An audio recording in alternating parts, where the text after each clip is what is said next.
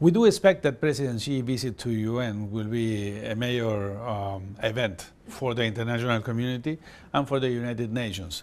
China has shown a strong commitment towards multilateral affairs, and as I have said many times, a very positive attitude as a responsible global partner. There is many interesting events, important multilateral negotiations taking place.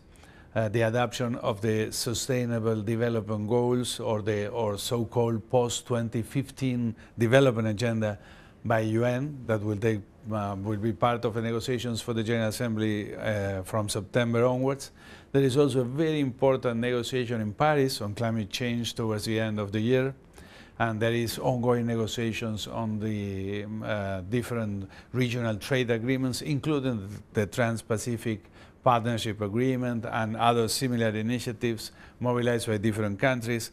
Therefore, the expectations is that we will know firsthand the thinking from the Chinese leadership on these many relevant issues. Clearly, the United Nations is a core international organization that maintain the peace and the stability of the world.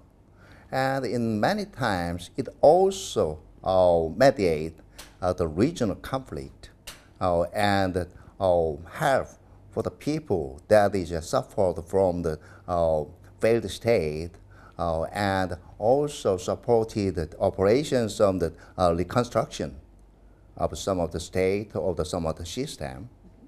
But still, the United Nations should go far away, far a long way, because there were so many tasks in the world of change and the transformation. Yes, in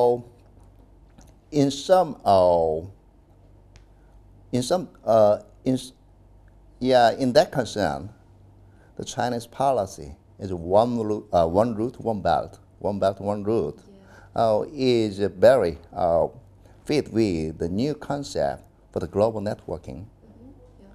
Networking the world is all about co-working and co-going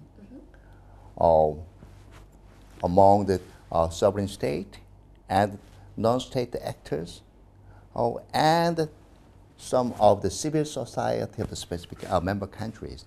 I think Chinese show in the international affairs has been that of a responsible global citizen, the responsible global neighbor. China has been contributing to multilateral goals in its own way and its own manner, and also supporting multilateral objectives at best it can. A very good example from my point of view is Chinese contributions towards renewable energy development and the reduction of emissions. Obviously, China went through a development process that placed it as one of the main emitters of CO2 by unit of GDP. Therefore, multilateral negotiations sometimes, I was at the UN at that time, found difficulty to go through or to achieve progress because some countries that were more pollutants before resisted the idea of moving forward their own programs unless China or India took the same path. Then China had a very positive attitude because in few years it became a driving force behind, for example, solar and wind energy, creating or establishing the great new quantities of new megawatts under generation by renewable energies the world over.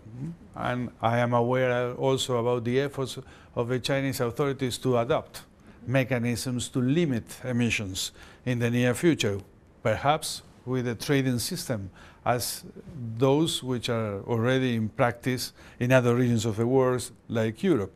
And therefore, I believe that China has always behaved as a very responsible civil global neighbor and partner, and always put at the disposal of harmony in world affairs the best their productive system and political system allowed.